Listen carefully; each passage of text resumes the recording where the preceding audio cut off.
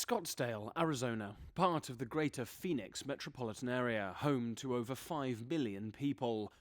This city in the desert gets most of its water from the CAP, the Central Arizona Project, a series of aqueducts that bring water directly from the Colorado River.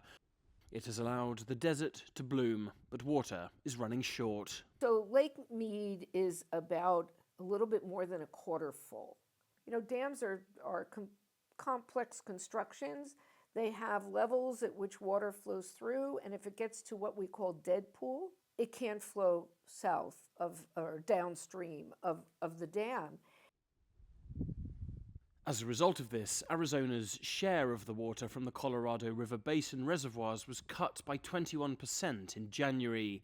In turn, the city of Scottsdale cut off water supplies completely to one outlying community it had long served, Rio Verde foothills.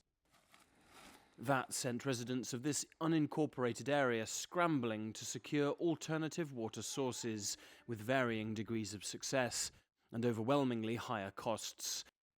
Some report paying as much as $1,300 a month to secure delivery from private haulers, and most have been forced to drastically cut usage. It's been terrible. Our average over the last time frame is 18.9 gallons a day. Most people use 100 gallons a day per person, but as it gets hotter here, it's gonna get tough. John Hornewer's role in town is now key, delivering water to people's home storage tanks. I used to be able to do 8 or 9 trucks in a day. Now I do 2 or 3. I have to travel 3 times as far to get the water. One of my customers, he had to slaughter his cows and pay me in meat because he couldn't afford the water. That customer was Peter Schmidt, who failed to strike water on 2 separate well drilling attempts at immense financial cost, and is now facing the possibility of putting his horses down too. There was always that looming possibility that the water would not always be there for us. When you are out here, you are on your own. You are going to actually have to fix your own problem and find other solutions.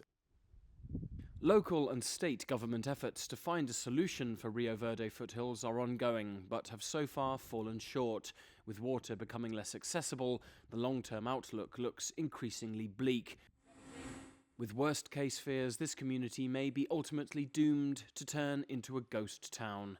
Alasdair, Baverstock, CGTN, Scottsdale, Arizona.